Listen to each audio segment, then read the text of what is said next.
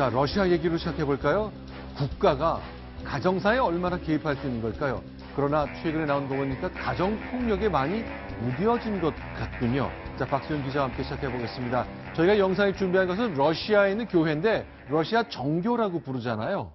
네, 그렇습니다. 지금 러시아 정교, 지금 러시아 국민들은 정교를 굉장히 거의 다 믿고 있습니다. 그러다 보니까 출근길에도 가서 기도를 하고, 저 교회를 찾아서 기도를 하고 출근할 정도로 굉장히 독실하게 거의 믿고 있는데요. 네, 지금 보시는 것처럼 푸틴 대통령도 가서 지금 예배를 드리는 모습을 볼 수 있습니다. 자, 그런데 러시아 정교가 국가를 향해 건의를 했습니다. 그런데 이게 가정폭력과 관련된 것 같은데 결국 법이 하나 만들어졌네요.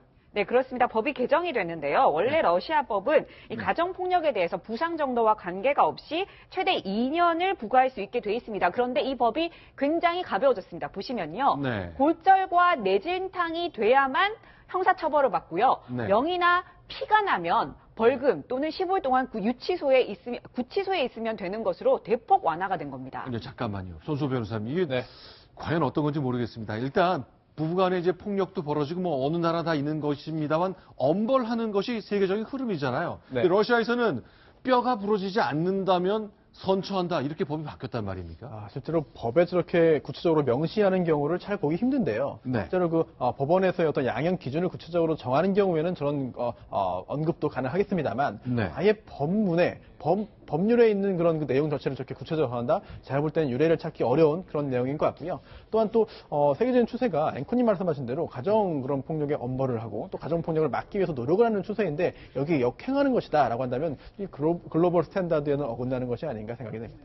러시아에서는 우리가 이해하지 못하는 다른 세상이기 때문에 일들이 있겠습니다만 다 이유가 있긴 있을 것 같습니다. 왜 그런 겁니까? 네, 아까 처음에 영상에서 보신 것처럼 이 러시아 정교가 바로 원인입니다. 러시아 정교 같은 경우에는요, 이런 주장을 해왔습니다. 국가가 가족 문제에 사사건건 개입하는 것은 서구의 방식이다. 우리 방식이 아니다. 이렇게 얘기를 했고요. 가족은 부모의 건의와 힘으로 뒷받침된다. 이런 생각을 갖고 있습니다. 그러다 보니까 이 종교를 믿고 있는 푸틴 역시 가정에 대해서 간섭하는 것은 용납할 수 없다라고 얘기를 하면서 이 가정폭력 역시 가정 문제다라고 보면서 이렇게 가정폭력이 이 가정 내의 문제이므로 국가가 간섭하는 것을 용인할 수 없다 이렇게 보는 거죠. 우리가 러시아에 대해서 과연 얼마나 알고 있는 걸까요? 그냥 먼 나라, 추운 나라, 참 큰 나라 이렇게 알고 있습니다만 우리랑 사고방식, 믿음의 체계도 많이 다른 것 같네요. 네, 특히 저렇게 종교적인 그 기준이 들어가니까 한 나라의 어떤 문화나 역사를 잘 모르는 상태에서 우리 기준으로만 뭘 일도양단하기가 참 조심스럽긴 한데 어떤 인권이라든지 여러 가치적 측면에서 러시아는 우리하고는 확연히 좀 다르다 이런 느낌은 듭니다. 근데 저는 이런 내용들이 혹여 러시아에 대한 어떤 반러 감정을 불러일으키니까 조금 걱정스러운데 사실 러시아는 우리나라하고 굉장히 가까워져야 될 여러 가지 경제적, 현실적 이유가 많은 나라입니다. 또 제가 2년 전에 러시아 주요 도시를 많이 돌아봤는데 굉장히 한국에 대해서 많이 알고 있고 또 러시아 자체는 생산 기반이 없다 보니까 메이드 인 코리아라든지 이런 제품에 대해서 뭐 자동차도 현대차도 뭐 공장도 있고 굉장히 한국을 좋아하고 있었어요. 그리고 러시아로서는 지금 자신들을 위협하는 나라로 한국을 꼽지는 않고 있습니다. 미국이나 유럽이나 뭐 중국에 대해서는 굉장히 자신들을 위협하는 나라로 생각하고 있지만 한국에 대해서는 굉장히 호감을 많이 갖고 있어서 특히 이제 블라디보스토크 같은 동쪽 개발의 의지도 많고 여기에 한국이 많이 참여해줬으면 좋겠다는 그런 여론들도 많기 때문에 어쨌든 문화적인 저런 내부적인 그 기준과는 별도로 우리는 러시아를 좀 더 알고 러시아를 현실적 또 실리적으로 서로 좀 가까운 이웃 나라로 생각해야 될 필요가 있어 보입니다. 자, 그러나 이제 지금 제 자막에 보이는 것처럼 1년 내에 재범하면 세게 처벌하는데 그렇지 않은 경우라면 이제 선처하는 분위기가 있기 때문에 그럼 1년에 한 번은 가능하다는 거냐? 논란을 정말 많이 부를 것 같습니다. 그런 일이 현재 러시아에서 입법화까지 된 거죠. 네, 근데 러시아 같은 경우에 좀 특이한 부분이 뭐냐 하면 정치와 종교가 그렇게 완전히 확연하게 구분되어 있는 것 같지가 않다라는 것입니다. 대다수의 민주주의 국가들은 정치와 종교는 확실히 구분되어 있고 종교 기관에서 어떤 특정한 법률을 뭐 하라 마라 이렇게 얘기하지는 않는데요. 러시아 같은 경우는 이런 일이 실제로 벌어졌다는 것이 조금 이제 의아스럽고 좀 이례적으로 좀 보이기도 합니다. 근데 실제로 이 러시아에서도 여성단체들이 크게 반발을 하고 있다고 합니다. 그렇겠죠. 네, 그렇죠. 그래서 지금 러시아 같은 경우에 전체 범죄의 40%가 이 가정폭력이고요. 네. 그리고 1년에 이 남성에 의한 폭력으로 사망하는 여성이 한 10,000명 정도 된다고 합니다. 그러다 보니까 여성단체들이 벌써부터 서명에 나서서 30만 명 이상이 개정에 서명을 한 상태라고 합니다.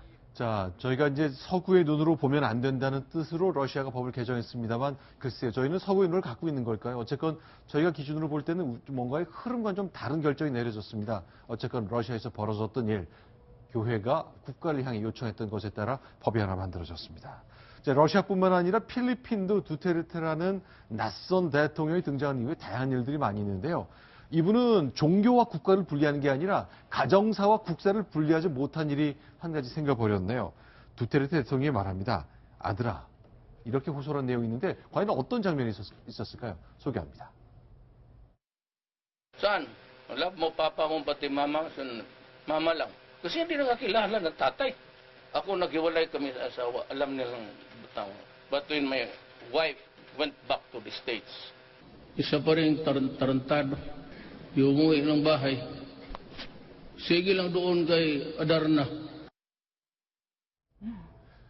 필리핀 대통령은 정말 카메라 앞에서 마이크 잡고 아들한테 얼간이라고 말했군요. 네, 지금 두테르테 대통령 같은 경우는 원래 거침없이 발언을 하는 것으로 유명하지만 네. 공개석상에서 자신의 둘째 아들에 대해서 집으로 와라라고 말할 정도로 그렇게 얘기한 이유가 뭐냐라고 했더니 자신의 아들이 자기의 연락을 받지 않아서 어쩔 수 없이 공개적으로 이렇게 얘기를 한다라고 한 겁니다. 네. 문제가 된 아들 바로 둘째 아들인데요. 이 둘째 아들 같은 경우는 세바스티안이라는 이름을 갖고 있는데 이 아들은 공부보다는 서핑이나 여성들과의 연문서를 뿌리는데 더 치중을 하고 있습니다. 딸은 큰아들이나 큰딸 같은 경우에는 굉장히 착실하게 이 정치인으로서 활동하고 있는데 그거와는 상반되는 거죠. 벌써 이 결혼해서 아들까지 있는데 필리핀에 굉장히 유명한 여배우와 바람이 나서 얼마 전에 집을 가출을 했습니다. 그러다 보니까 저렇게 공개적으로 얘기를 했는데요. 이 세바스티안이 아들 같은 경우에는 이 말을 듣고 자신의 SNS에 아버지 스트레스 받지 말라. 저는 다른 집에서 머물면서 잘 지내고 있다. 이렇게 글을 남기기도 했습니다.